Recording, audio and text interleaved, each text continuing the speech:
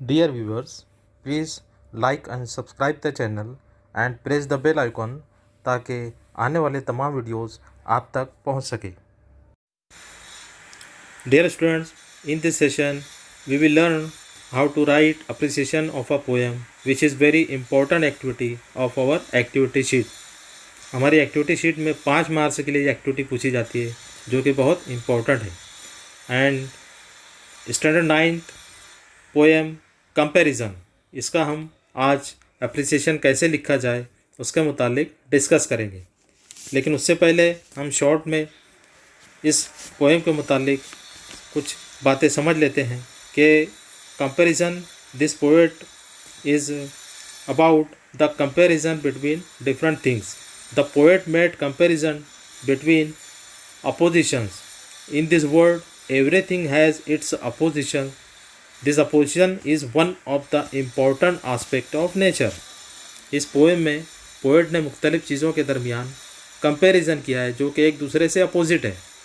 और पोएट यहाँ पर ये बताना चाह रहा है कि नेचर का, कुदरत का एक उसूल है कि दो चीज़ें जो एक दूसरे के अपोजिट है वो नेचर में एक बैलेंस कायम रखती है, और साथ ही साथ जो डाइवर्सिटी है, it is the beauty of nature. Now how to write appreciation of a poem. सबसे पहले हम अप्रिसिएशन ऑफ अ पोएम में टाइटल लिखते हैं, और जैसे कि आप जानते हैं कि टाइटल ऑलरेडी यहाँ पर दिया रहता है. The title is comparison. Next is name of the poet or poetess. Here the name of the poet is author unknown. What does mean by author unknown? देखिए, पोएट का जो नाम है वो पोएम के आखिर में दिया रहता है, लेकिन बाज़ औक़ात यूँ भी होता है कि पोएट का नाम पता नहीं होता है, इसलिए वहाँ पर अननोन या एनोनिमस दिया होता है. देखिए यहाँ पर अगर आप देखें तो at the end of the poem the name is given anonymous, यानी जो पोएट है वो अननोन है, एनोनिमस है. तो ऐसे वक्त हम लिखेंगे author is unknown. Next is rhyme scheme. और जैसे कि इससे पहले आपको बताया गया है कि किस तरीके से राइम स्कीम लिखी जाती है according to different stanzas. So rhyme scheme of this poem is from 1 to 6 stanza. The rhyme scheme is ABCB. इस पोएम की पहले से 6 स्टांजाज जो हैं उसमें राइम स्कीम है ABCB, और लास्ट स्टांजा जो है उसका राइम स्कीम है ABCB एंड DB. इस तरीके से लास्ट स्टांजा का राइम स्कीम पहले 4 स्टांजा से, पहले 6 स्टांजा से डिफरेंट है. Now next is how to write appreciation of poem. Figures of speech. In this poem figure of speech is used simile. इस पोएम में फिगर ऑफ स्पीच सिमिले का इस्तेमाल हुआ है. Fast as a spaceship, sentence आया है fast as a spaceship, ये line इसमें इस्तेमाल भी है. Slow as a snail next line है. अब इन दो लाइन में 2 ऑब्जेक्ट्स आर कंपेयर्ड डायरेक्टली. यहाँ पर 2 ऑब्जेक्ट्स को एक दूसरे से कंपेयर किया गया. जैसे हम देख रहे हैं fast as a spaceship and slow as a snail. As word का इस्तेमाल करते हुए 2 चीज़ों को कंपेयर किया गया है. तो हम देखते हैं कि जब 2 चीज़ों के दरमियान कंपैरिजन है और उसमें अगर एज या लाइक का इस्तेमाल हुआ है, यानी उसका कंपैरिजन डायरेक्टली है, तो हम कहेंगे कि उसमें फिगर ऑफ स्पीच इस्तेमाल हुआ है simile. Now next is alliteration. Slow as a snail, cool as a केव.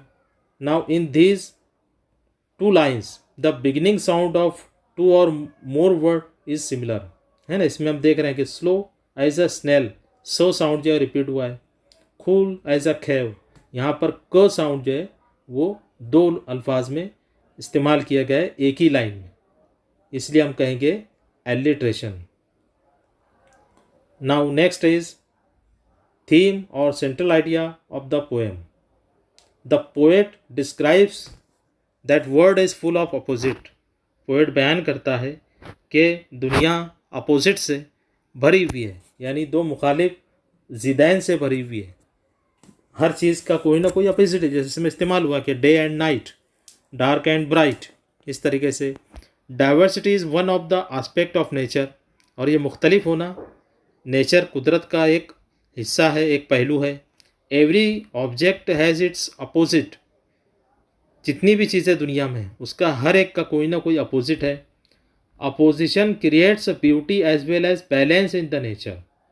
और ये मुखालिफ होना दो चीज़ों का एक दूसरे से क्रिएट्स ब्यूटी, वो खूबसूरती पैदा करता है, as well as balance in the nature, साथ ही साथ कुदरत में एक तवाज़ुन पैदा करता है। Poet has made comparison between many things and objects. Poet ने इस पोएम में बहुत सारी चीज़ों के दरमियान मुआजना कंपैरिजन को पेश किया है। This is the theme of और central idea of this poem.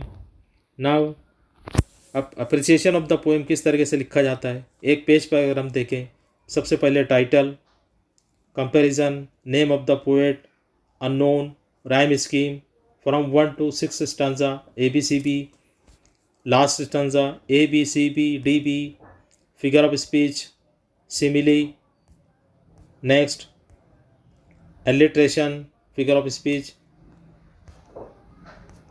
and then central idea of the poem. Now dear students, pause this video and write down appreciation of the poem of comparison in your notebook. Now see you in. Dear viewers, please like and subscribe the channel and press the bell icon ताकि आने वाले तमाम videos आप तक पहुंच सके।